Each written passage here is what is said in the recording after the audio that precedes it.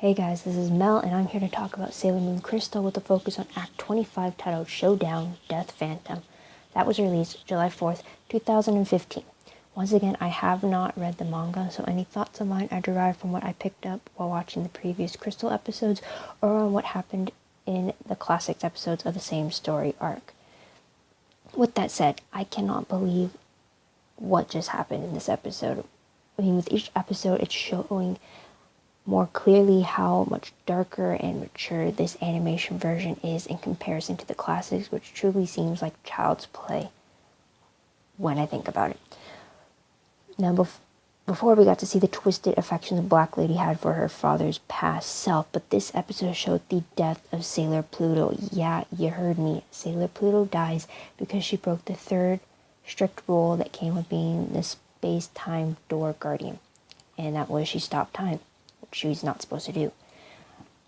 And I believe Pluto has never stopped time in the classics, so it was surprising to see it done in this episode, but I have to say it was pretty cool to see how it was interpreted, since not only were things frozen, which is basically expected, but the color changed that came with it, as everything else seems to be gray, and the only things that were still moving were the ones that had the vibrant colors. So it's a very distinct difference.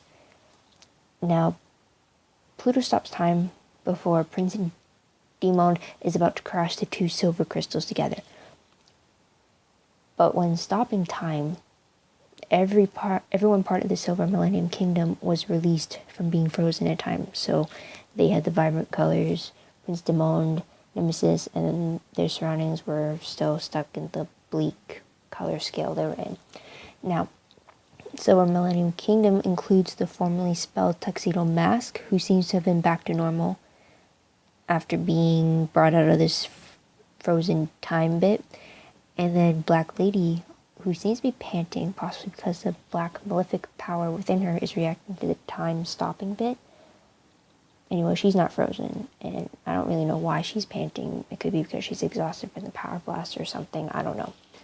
So anyway, Sailor Moon grabs the two silver crystals immediately after Pluto tells her to do so before the goodbyes start. Pluto tells Sailor Moon to save Small Lady. Pluto summons and thanks Diana for guarding the space-time door for her, and then Pluto apologizes to King and Endymion for not keeping Small Lady safe. And I have to say though, when Pluto had that inner monologue of hers about King and Endymion and how she viewed him and how she only had her eyes on him, in that moment, I thought she'd give one of those deathbed love confessions to him or something, but instead we got her apology to him. So after Pluto dies, Sailor Moon screams in pain, which I believe is what triggers Black Lady to have memories resurface of her as Chibiusa with Pluto. It was both a sweet yet heartbreaking montage to see this friendship unfold between Pluto and Chibiusa. The memories seem to do the trick, and Black Lady screams out for Pluto as she cries, which shocks everyone. Here's another thing I hadn't expected. The tears from Black Lady come together to form the silver crystal. Not sure if it's an actual crystal or just like an image of the silver crystal, and then time is restarted because of this. With that silver crystal, or that image of a silver crystal, Chibiusa is returned to her former self and is transformed into Sailor Mini-Moon. This transformation shocks everyone, and Nemesis is surprised by the power that is coming from the new miniature scout. I shouldn't say that, she's a child, so that. And then that shock turns into sadness very quickly when Mini-Moon tries to share her news with Pluto, only to realize that her friend is really dead. I never thought that Mini-Moon would emerge like this, and yet it makes complete sense that it's Pluto's death, the death of her only friend, that not only breaks Chibiusa from Nemesis' control, but it allows for her to reawaken as Mini-Moon. Now, while it was great to see all of this unfold, I find it unlikely and unrealistic that Nemesis would just sit back and let this all happen, as if he waits for the moment they are ready to fight before he attacks them. If anything, I would find the moment shared within the members of the Kingdom's Guardians to be the perfect moment for an enemy to attack them, since they are preoccupied with the death of their fallen guardian. Why wouldn't an enemy want to take advantage of that? But he doesn't. So Nemesis instead taunts Sailor Moon, and she continues to cry before she turns that grief around and uses it as fuel to fight Nemesis.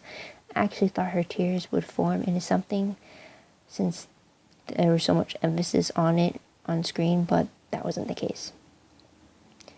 And so Sailor Moon transforms, and again, I think the animation looks different in this sequence compared to the rest of the animation in the episode, but she uses her broken halation rod to fight off Nemesis. Nemesis quickly attacks back, but Sailor Moon holds strong because Tuxedo Mask joins her, which adds power to the halation rod and brings it to full power because their love has been restored. And just like I had hoped for and had practically waited for this to happen, the four scouts add their own special powers and attacks to the mix as they join in the fight against Nemesis.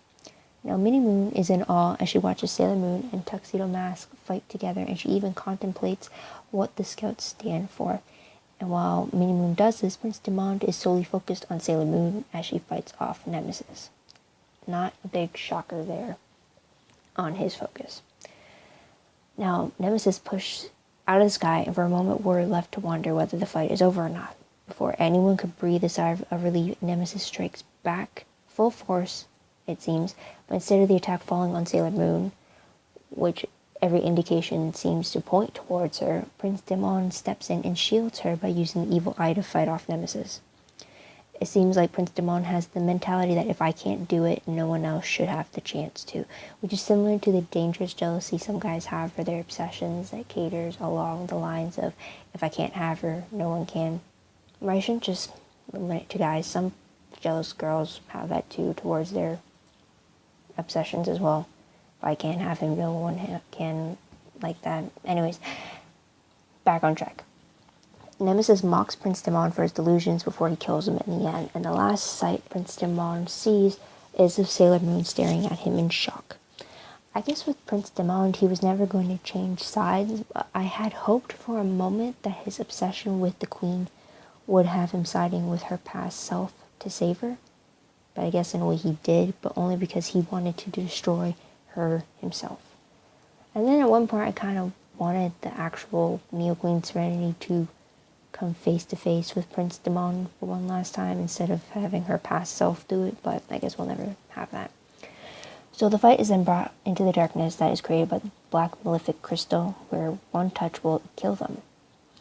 And it is here that we learn that Nemesis, formerly Wise Man, is now called Death Phantom, which I believe was the confirmation to King and Endymion that they are facing the former criminal that Neo Queen Serenity had banished to Nemesis long ago.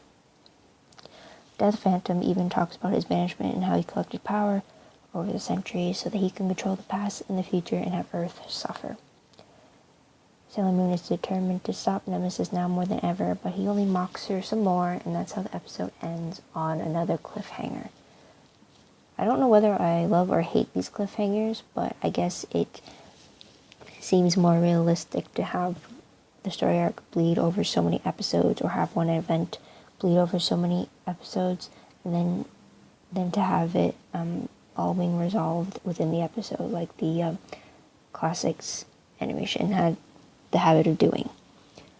Now, this episode had me feeling many things throughout, and I truly love that. Pluto's death was unexpected, yet I hope it's not permanent, since it's Sailor Pluto after all. We're given the impression that she's lived over many eras, so like, we're given the impression that she's timeless. How could she die? So the fact that she could die is probably what surprised me the most. Now, it was great to see the return of Chibiusa and the introduction of Sailor Minimoon, although I will kind of miss Black Lady. Not her crazy, incestuous thoughts, but like just her presence, I guess. Or maybe it's because I don't want to always see Chibiusa as a little girl. Like, it's a shame we never get to see her grow up the right way. And I was not disappointed by the fight against Nemesis at all. I love that it wasn't so cut and dry, and how there were struggles or false senses of security throughout the fight, and I'm definitely tempted to read the manga to figure out what happens next, but I won't. I'll wait to see it in 2 weeks. And just to see it all unfold before my eyes instead of being still on paper. Now let's get to predictions. The little preview we saw after the credits of this episode had a voiceover from Tuxedo Mask about how he is alive to assist Sailor Moon and that's what he's going to do so that she could fight to the fullest of her capabilities. And then Sailor Moon's voiceover adds on to the fact that she could be herself because Tuxedo Mask is around. Or something along those lines, I'm not really sure. I was more focused on the images as well, more so than reading the subtitles in that brief 10 seconds we get. And I believe I did see a few images of Sailor Pluto and Neo Queen Serenity or things associated with the both of them. And there are some images flickering in and out of the fight between Nemesis continuing on. Now, is Act 26 the last of this story arc? And can you really believe that it's basically been a year since Sailor Moon Crystal started? I definitely can't. Time has flown by. But sadly, that's it for today. But don't be afraid to leave a comment below about your own thoughts, feelings, observations, and predictions about the episode or about the series in general. I'd love to hear about it, even if you want to talk about what you liked in regards to Crystal and the classics. That'd be great too to hear. But thank you so much for listening in. I truly appreciate it. It means the world to me to know that there are people out there who are actually interested in what little Omi has to say. But don't forget to like this video, subscribe to my channel, check out my other Sailor Moon Crystal videos or others that I have if you're interested. And don't forget to share this video with all your friends in the fandom. Or when you leave a comment below, maybe you suggest something you want me to touch base on in regards to Sailor Moon Crystal. I'd love to hear any suggestions and just to get that little input maybe. I don't know. Until next time, have a great day, everyone. Enjoy that summer weather. I know I will. So, bye for now.